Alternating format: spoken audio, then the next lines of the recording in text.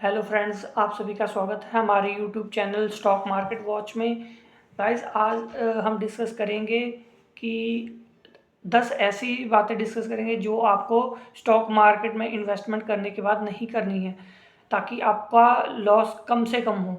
तो हम अपने पहले पॉइंट की तरफ आते हैं कि अगर आपने कोई भी स्टॉक बाय किया है, परचेज़ किया है, तो और अगर वो डाउन आ गया है तो आपने उसे जल्दबाजी में सेल नहीं करना कि लॉस हो रहा है सेल कर दो। आपने पहले तो उसको 2 दिन 4 दिन मतलब वेट करना है कि हाँ, हमारा रेट आ जाए या ऊपर हो जाए शेयर का रेट, तो सेल करना है। आपने जल्दबाजी में स्टॉक को सेल नहीं करना। आप ज़रूरी नहीं है कि आपने 2 4 दिन बाद ही स्टॉक का रेट बढ़े। हो सकता है हफ्ता भी लग सकता है, 10 दिन भी लग सकता है, महीना भी लग सकता है, लेकिन आपने लॉस में नहीं कोई भी शेयर बेचना है। ठीक है। और नंबर 2, अगर हम जब भी मार्केट में 200-300 पॉइंट की करेक्शन आए तो हमें हमेशा शेयर परचेज करने। कभी भी मार्केट अप हो या 200-400 पॉइंट प्लस में हो तो हमें शेयर परचेज नहीं करने हैं। तो ध्यान रखिएगा, 200-300 पॉइंट अगर मार्केट में करेक्शन आता है तो आप अपने पसंदीदा कोई भी पसंदीदा स्टॉक को बाय कीजिए। और नंबर 3 है, मार्केट कभी भी ऊपर जाए तो आपने स्टॉक को बाय नहीं करना, हमेशा सेल करना है। अगर मान लीजिए मार्केट ऊपर है और आपने कोई भी स्टॉक से आपका कोई भी स्टॉक पर मतलब कि प्रॉफिट में है तो उसे सेल करना है। ये नहीं कि आपने मार्केट प्लस में है और आप बाय कर रहे हो, ऐसा नहीं करना है। क्योंकि अगर आपने उस टाइम बाय किया तो क्योंकि मार्केट में 200-300 पॉइंट ऊपर पड़े हैं, तो ऑब्वियसली कि वो मार्केट एक बार नीचे ज़रूर आएगी, तो आप हाई रेट में फंस जाओगे और सेल नहीं कर पाओगे। नंबर 4 थिंग है जो कि आपने पेनी स्टॉक बाय नहीं करना कभी भी। लोग सोचते हैं कि पेनी स्टॉक का रेट भी कम होता है और क्वांटिटी भी ज़्यादा आ जाती है। ठीक है ना। तो उन स्टॉक में एक तो एनएससी बीएससी ने बहुत सारे पंगे डाले होते हैं, जैसे कि वो उसका 100% मार्जिन होता है या फिर वो ट्रेड टू ट्रेड होता है, उसका एक्स्ट्रा मार्जिन भी पे करना पड़ता है। तो हम पता क्या है, वो जो पेनी स्टॉक होते हैं उसमें पैसे डूबने के 90% चांस होते हैं। तो आपने मतलब पेनी स्टॉक में अपना पैसा नहीं लगाना है, पैसा नहीं फंसाना है। तो फ्रेंड्स, फिफ्थ थिंग हमारी यह है कि अगर आपने कोई भी स्टॉक परचेज करना है तो आप ये मत सोचिए कि मैं बाद में लूँगा, अभी रेट बढ़ रहा है तो मैं वेट करके लूँगा। आपने 1-2 रुपये नहीं देखना है कि कम है या ज़्यादा है, आपने बाय कर लेना है। अगर आपने सोच लिया है कि ये स्टॉक मुझे मेरे पोर्टफोलियो में होना चाहिए तो आपने उसे तुरंत ही परचेज़ कर लेना है। ये नहीं सोचना है कि बाद में लेंगे, क्योंकि आप सोचते रहोगे कि मैं अब लूँगा, अब वो बढ़ता जा रहा है, उसका रेट बढ़ता जा रहा है, आप सोचते रह जाओगे। तो अगर आपने परचेज़ करना है तो तुरंत ही उसे परचेज़ कर लिए, नहीं तो बाद में आप कहोगे कि यार अब ये महंगा है, पहले सस्ता था। तो आप ऐसे शेयर कभी नहीं ले पाओगे। और सिक्स थिंग ये है कि ये कभी मत सोचो आप कि कोई भी शेयर जो आप ले रहे हो महंगा है। हो सकता है आप आज परचेज़ करो तो वो कुछ दिन बाद और उसका रेट और हो जाए, तो अगर आप वो शेयर नहीं लोगे तो बाद में कहोगे आप कि वो उसका रेट बढ़ गया है।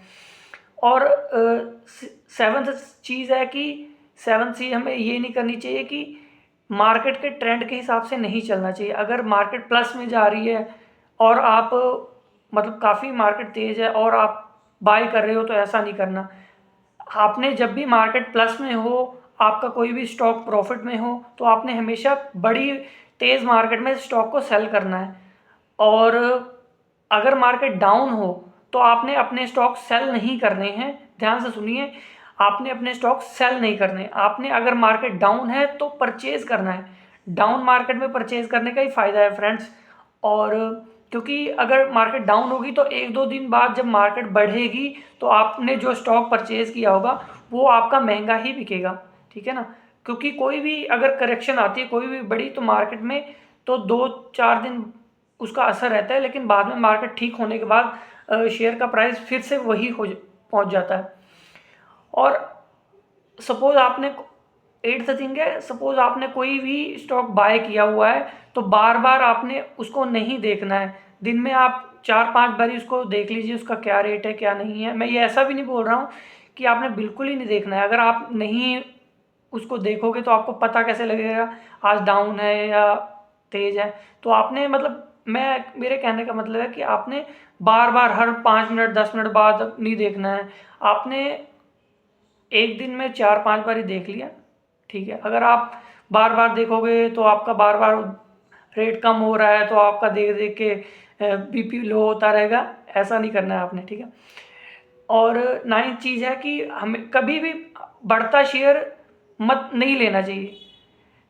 जब भी कोई शेयर 10-15% डाउन हो, कोई भी शेयर, कोई बैड न्यूज़ लगी हो किसी शेयर की और वो ज़्यादा डाउन हो, जिसमें 10-20-50 रुपये डाउन हो, वो स्टॉक परचेज करना है। वो या तो आपको उसी दिन तेज हो जाएगा शाम तक, या फिर 1-2 दिन बाद वो ज़रूर पॉजिटिव हो जाएगा, तो उसमें आपको प्रॉफिट मिल सकता है। एंड लास्ट टिप जो है वो हमारी बहुत इंपॉर्टेंट है।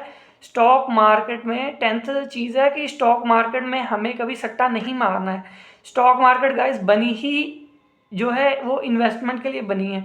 तो आप अगर चाहो कि मैं आज ही लूँगा, आज ही मुझे 1000 2000 1500 रुपये बच जाएँ और मैं सेल कर दूँगा, तो वो सट्टा ही माना जाएगा। आपने स्टॉक मार्केट में कभी सट्टा नहीं मारना है। आप धीरे धीरे स्टॉक मार्केट में इन्वेस्ट करिए, 2000 4000 या 10,000 महीना मंथली आप रखिए कि ये मैंने इतने पैसे मार्केट में लगाने ही हैं। सपोज आप मंथली 20,000 सैलरी है, तो आपने उसमें 5 2 4 5 हज़ार रुपये अपने अकॉर्डिंग उसमें इन्वेस्ट करते रहिए और कोई अच्छे ग्रुप का शेयर लीजिए। तो वही है कि 10th जो हमारी थिंग थी वो कि हमें सट्टा नहीं मारना है शेयर मार्केट में। सट्टा सट्टा मारोगे आप तो 90% सट्टा मारने वाले लोगों को लॉस ही होता है। तो कुछ मैं अपनी तरफ से अपना जो मैं 6 ईयर हो गए मुझे काम करते हुए स्टॉक मार्केट में, तो मैं कुछ चीज़ें आपको पर्सनली बताना चाहता हूँ। क्योंकि मैं डेली मतलब काम करता हूँ, हमारे क्लाइंट्स हैं उनका फ़ोन आता है, अटेंड करता हूँ, जो वो बोलते हैं मैं कर देता हूँ। मैंने देखा है कि 90% लोग जो हैं वो सट्टा मारते हैं, तो उनको मैंने आज तक नहीं देखा कि कोई भी प्रॉफिट हुआ है, वो हमेशा लॉस में ही रहते हैं। तो मैं नहीं चाहता कि जो हमारे व्यूअर्स हैं उनका कोई लॉस हो। और जैसे कि मैं आपको बताना चाहता हूँ, मेरा जो यूट्यूब चैनल है वो अभी नया नया है, तो मुझे आपके सपोर्ट की ज़रूरत है। तो प्लीज़ गाइस हमारे चैनल स्टॉक मार्केट वॉच को ज़्यादा से ज़्यादा व्यूज़, लाइक और सब्सक्राइब ज़रूर कर देना फ्रेंड्स, ताकि आगे आने वाले टाइम में मैं आपको और ऐसी छोटी छोटी टिप्स बताता रहूं जिससे आपको इन्वेस्टमेंट में आसानी हो और आप थोड़े से पैसे कमा सकूं। सो मैं अब हम अपनी नेक्स्ट वीडियो में मिलेंगे कुछ नई टिप्स लेके। Thank you.